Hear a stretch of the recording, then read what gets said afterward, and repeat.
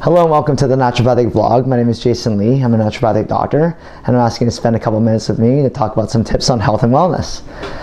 So today is a topic that could be good or bad for some people. It's one of the topics in my clinic that patients either love me for or they can't stand me at all. Unfortunately, my opinion on this one never changes. I've been practicing for about 14 years, and it's always the same thing, and that topic is on coffee. When I talk about health with patients, there's always these steps that I go over, and there's quite a few of them, but to summarize, there's 5 really big ones that I'm really picky about. And I'm picky about them because they're things that you can do on a regular basis that make a huge impact on your health for years to come. Number 1 is obviously drink water. Number 2, reduce sugar. Number 3, reduce processed foods, deep fried foods, and foods with additives and junk in them. Number 4, obviously reduce alcohol. And the big one that I get a lot of flack on is reduce or eliminate coffee. Now I get a lot of issues with this. People are like, you know what, I only have one a day, or I only have this a day, or I only have that a day. I heard it's healthy. We'll go over a bunch of these things, but I'm not a huge fan of coffee, and there are many reasons why. There's a book I read a long time ago when I was going through my own health journey, and it was actually written in 1952 or 1953 or so, and it was called You Can Master Disease by Dr. Bernard Jensen. And in that book he talks about quite a few things. It was quite revolutionary at the time. He talked about why certain pharmaceuticals are not good for the body because they cover symptoms, and why it's important to eat healthy and have proper nutrition, and these were kind of like landmark things back in the 1950s. But he had a huge chapter, I remember, on why smoking is bad. And I know you're probably thinking, well, that's kind of known, but I mean, back in the day they were touting smoking as being quite healthy. Even doctors were posing an ad saying smoking is great, and he was like, no, it's not good because of these reasons.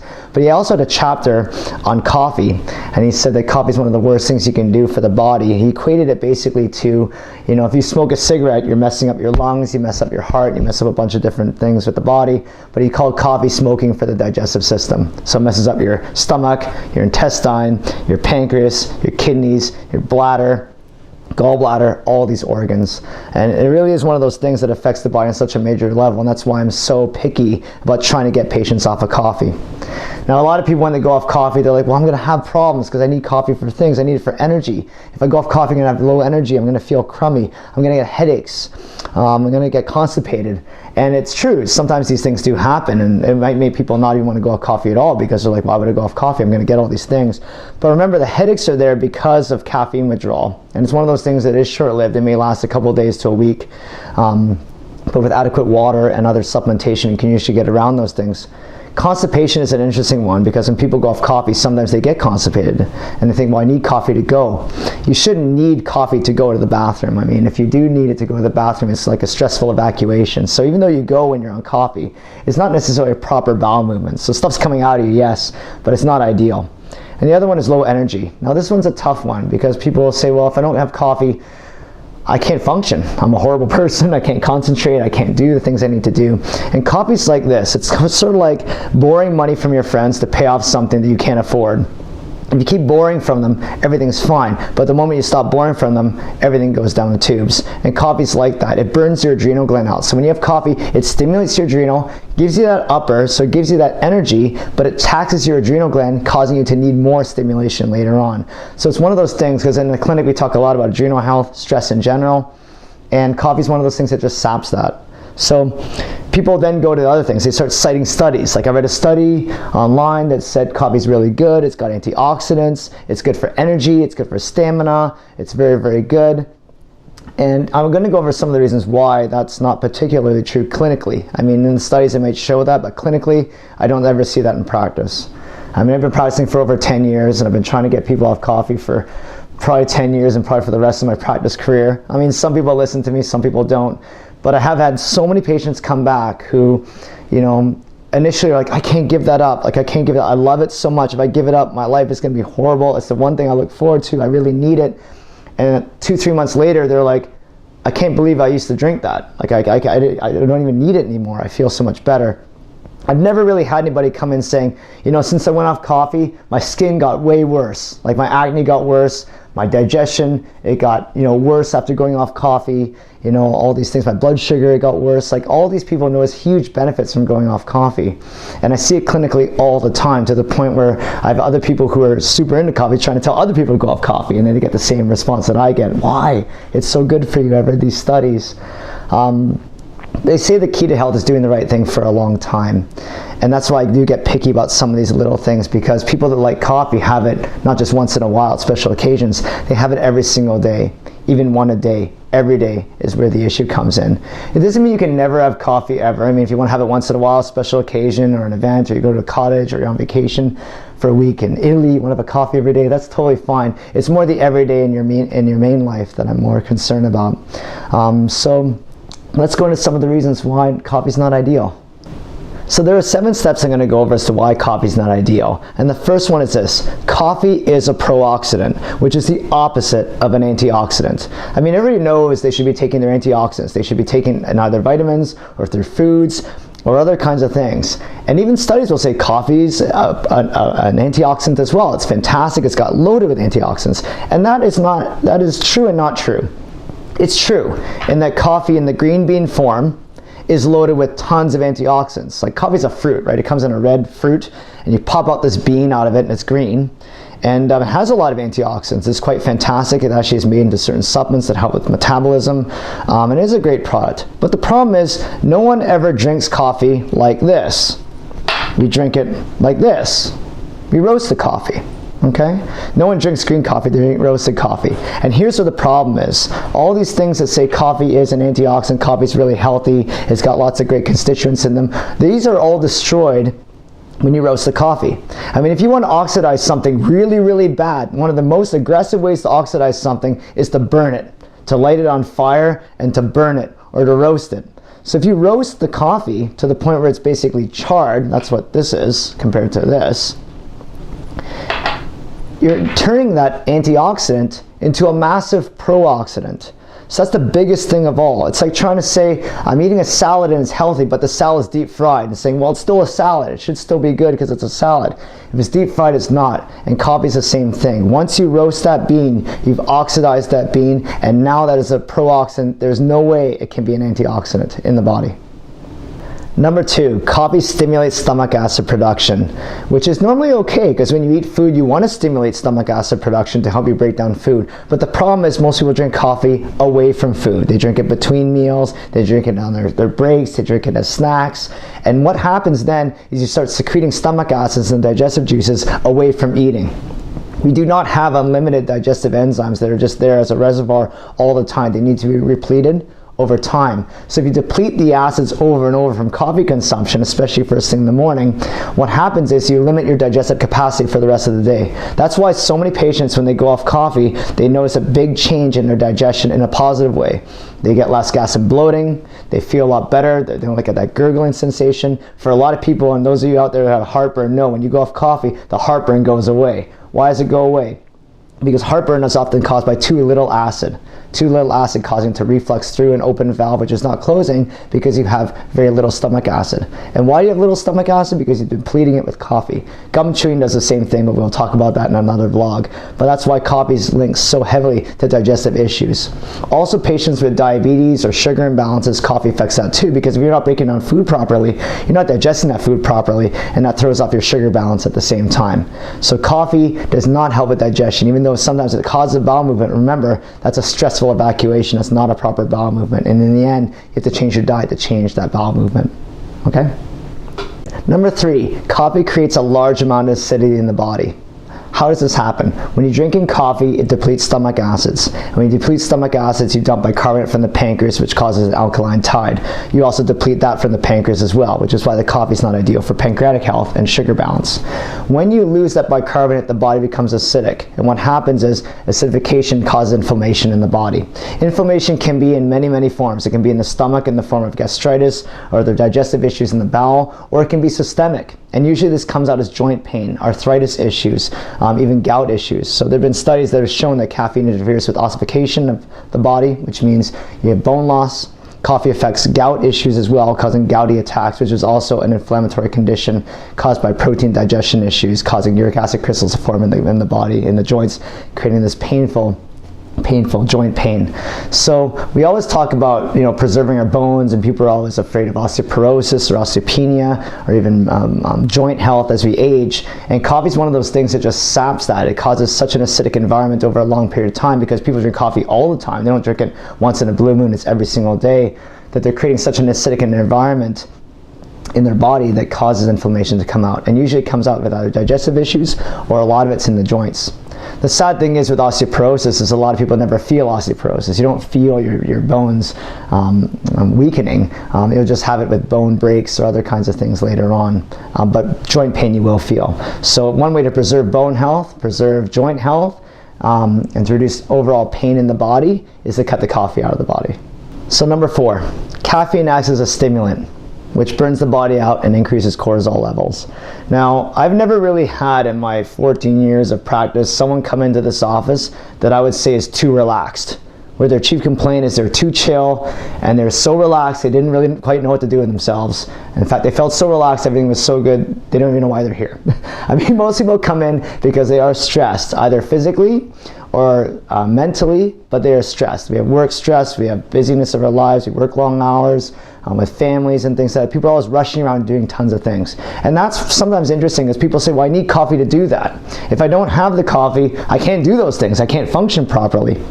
And this is the problem because we start taking away our adrenal health bit by bit. The adrenals are this wonderful organ in our body that regulates stress. It regulates inflammation because adrenals produce cortisol. Cortisol is a natural anti-inflammatory. And how many conditions out there are people on cortisol medications, cortisone, prednisones, different kinds of things to deal with their inflammation because they're so depleted. They need an external source to bring it in. But our body naturally produces these things. But if you keep burning it out every time by pressuring the body to dump all the time, especially in the morning when our cortisol naturally spikes, getting flooded with the caffeine and it pushes it up even more, it burns our adrenal gland out. The key symptoms of adrenal fatigue, of course, are fatigue in general, irritability, mood issues, sometimes heart palpitations, and all these other kinds of things. And of course it transfers into more systemic issues like immune weaknesses and other kinds of inflammatory conditions, even autoimmune conditions. Caffeine's been shown to raise blood pressure. Obviously it's a stimulant. I mean, some people are on blood pressure medication and they'll take their blood pressure meds with a coffee, which is kind of odd. Caffeine can be linked to insomnia. Even having a coffee in the morning can spike your adrenals up so much that you might not be able to sleep at night. So some people say, well, I had coffee, it was in the morning. That can't be related to my sleep issues. I've had patients go off coffee, maybe even 1 or 2 a day in the morning, and their sleep gets better at night. Also can cause headaches from caffeine withdrawal and other kinds of things because it's a stimulant. Although some people do take coffee for headaches, it's only one of those things that covers the symptom. In reality, if you get off coffee most of the time, especially the caffeine in the coffee, you'll notice a big change in the headaches overall. So, I mean, until I find that patient that comes in that's too relaxed, I mean, most people are too stressed. And one thing about preserving adrenal health is doing it for a long time. So yes, we may not be able to change the craziness at work or a crazy boss or life with the kids or just stress in general, but we can change what goes in our mouth. And that's why I'm a big fan of getting people off coffee. So number 5. Coffee interferes with phase 1 and phase 2 detoxification pathways in the liver. Basically, the liver is an organ where stuff comes in and the body makes that slightly more reactive, so combine it to water and then dump it out via the kidney. So it's how our body eliminates waste. Coffee has a huge effect on liver function, big effect.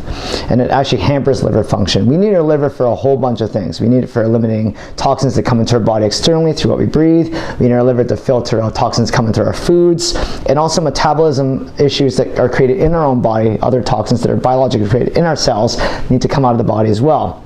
So, I mean, it's like if you're cleaning your house, if you clean on a regular basis, the house still stays clean. But if you forget to clean it once in a while and it goes longer periods of time, the house gets really dirty. That's kind of how coffee is. When you have coffee on a regular basis, it halts that liver function from processing. So the liver can't dump stuff quite as well.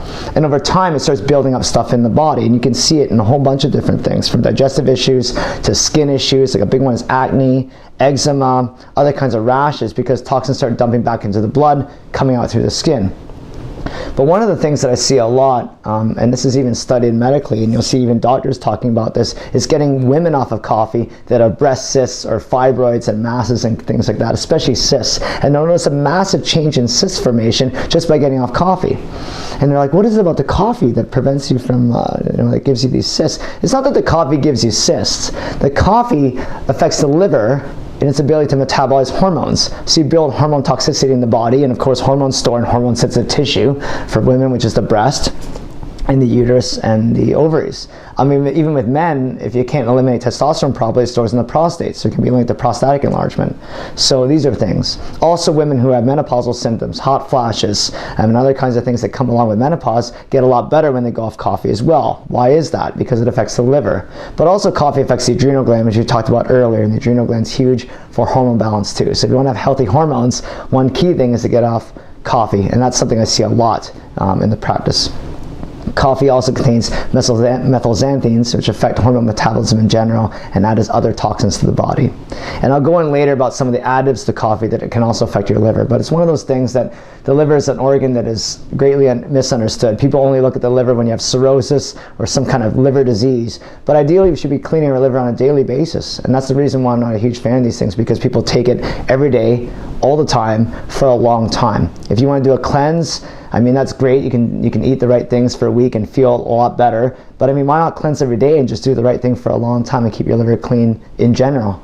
Number 6, coffee is a diuretic, which basically causes the body to lose water. Now, one thing I'm always on patients' cases about in the practice is water. A lot of people come in, and if they drink water, it's usually not enough. And some people just don't like water at all. They might have juice, they might have milk, they might have coffee or other kinds of things, but they don't take enough water. And coffee is a diuretic. It causes the body to lose water. So it doesn't count as your water intake. It actually causes detriment. So ideal water intake for the average adult is between 1.5 to 2.5 liters, depending on your size. 1 cup or 250 mils of water is lost per cup of coffee. So if you drink a couple of cups of coffee, you're actually losing a lot of water as well. So some people are almost like a negative water load, right? So that's one of those big things. Water has such a huge benefit for cleansing the body, helping with digestive function, important with enzyme secretion, a whole bunch of things. And we always know the body is like a good 80% water. But if you're drinking coffee every day and something's not replenishing with water, you lose a lot of that water, and then the body can't detoxify properly, it can't flush properly, and it basically becomes unclean. They always say that dilution is the solution to pollution. We need to keep the body diluted with water, not coffee and other drinks. So it's one of those things that helps a lot with that. And number 7, ideally, if you look at coffee that's been drank in many indigenous cultures, like in Africa or South America, a lot of people drink their coffee black. Right? That's the way it's supposed to be drank. If you're going to drink coffee, it all is black. But a lot of people, especially in North America, don't like their coffee black. They put other things in it, such as creams, sweeteners, sugars, artificial agents, creaming agents, and other kinds of things. And this is where it gets even more harmful, because it amplifies coffee's ill effects on the body, because we have these every day. I mean, the world record in this office, and I know it sounds crazy, I still can't believe someone actually did this, was a gentleman that drank 9 pots of coffee a day. And his first 2 pots of coffee, he called them 2x4s. And I'm like, what is a 2x4? He goes, oh, you don't know what a 2x4 is? I'm like, no. Well, I sort of know, but I don't think it's what you're talking about. He goes, no, a 2x4, 4 cream, 4 sugar, right? So, I mean, I know this man didn't start off having 4 cream and 4 sugar in his coffee, but it's one of those things that you start with 1 coffee, you start with the cream, you start with the sugar, and then over time you just start upping it. Very common doses of double-double, right, or single, right? So people add these things, and they don't realize, I think, what it does to the body over a long period of time. I mean, you do it for once in a while, 1 cream, 1 sugar, I mean, no big deal. You do that every single day, maybe sometimes twice or 3 times a day for like many years, it will add up to a lot of problems for people, right? So caffeine definitely, or coffee in general, increases the amount of sugar that people get in. The average North American back in the day consumed 5 pounds of sugar a year in the 1900s, and now it's somewhere between 140 to 160 pounds of sugar a year. And that comes in many kinds of foods, which we'll go into at another vlog. But a lot of it comes in the drinks that we use. Some people, it just comes in their coffee, some people put it in their tea, other kinds of things. So that's not ideal. Even decaf coffee, some people say, was it about the caffeine?